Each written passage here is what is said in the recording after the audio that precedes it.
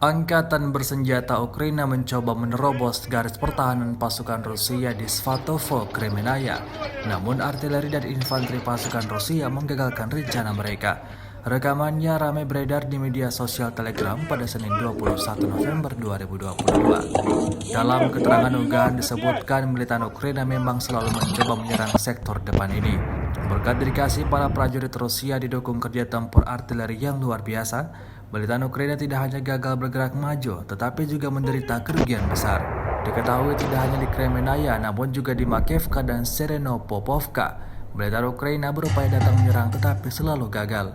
Tampak dalam rekaman tembakan artileri Rusia diluncurkan berkali-kali pada posisi angkatan bersenjata Ukraina hingga mereka terlempar kembali ke posisi semula.